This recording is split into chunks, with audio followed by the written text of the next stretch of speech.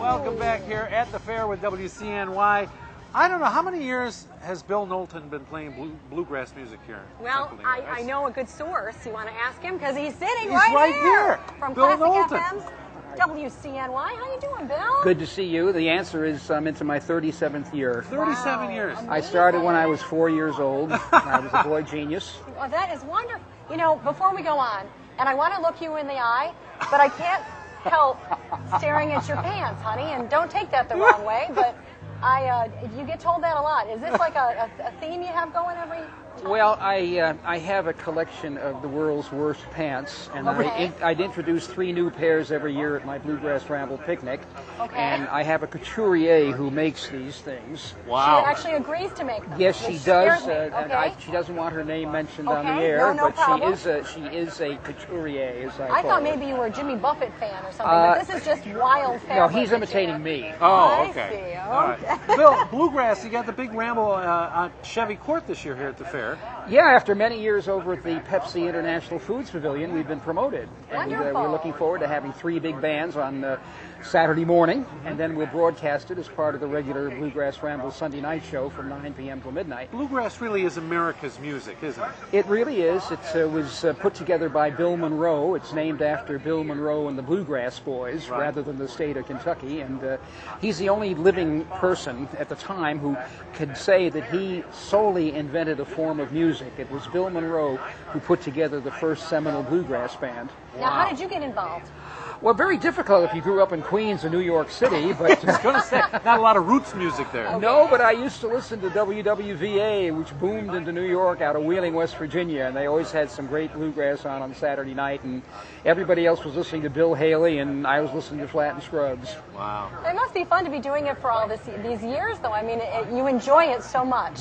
Well, I've been around the music itself for about 50 years, and I started the show here in Syracuse in January of 1973, and it's a lot of fun because we're on a basically all classical station, and I do have a big classical spillover because people who like classical music like their music up front. They don't Right. like elevator music, and bluegrass music certainly isn't elevator music. I have to say, one of my favorite movies is Oh Brother, Where Art Thou? George That did Clooney. so much for this music. You wouldn't believe the new people that it brought It in. opened my ears to that kind of music. 6 million copies of the soundtrack were sold without any help from Nashville. They Wow. wanted it to go away. Oh, It was- that's amazing. they're not into their roots anymore, and that kind of brought up the weird uncle that you kept up in the attic when company The one that came. wore the strange pants? That uncle? There you Oh, go. well. That's strange. Okay, so the Bluegrass Ramble is tomorrow beginning at 9 a.m. to noon, right at Chevy Court. Right You're at going Chevy to be Court. there hosting it.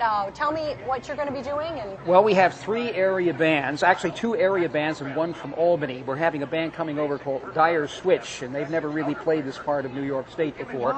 They've been around since about 1991, and they're really well known in the Albany, Saratoga area. Okay. We have Dana Clip and Cliff Chandler, known as Northwater.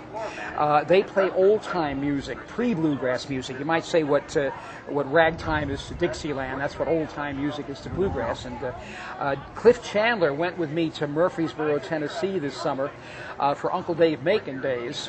He was the first star of the Grand Ole Opry, and he won the D. Ford Bailey Harmonica Contest, which is pretty good for a Yankee. we have one more group. One more group is a group of Central New York veteran bluegrass performers, call themselves Lost Time.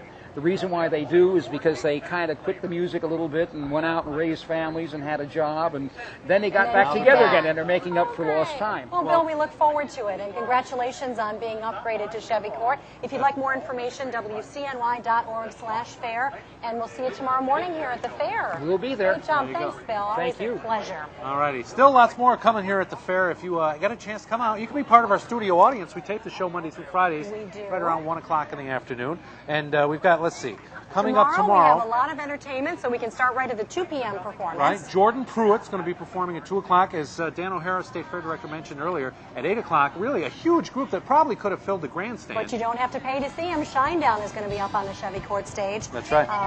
And Well, we have an interview with him Monday. Shinedown. Yeah, Very great. cool. All right.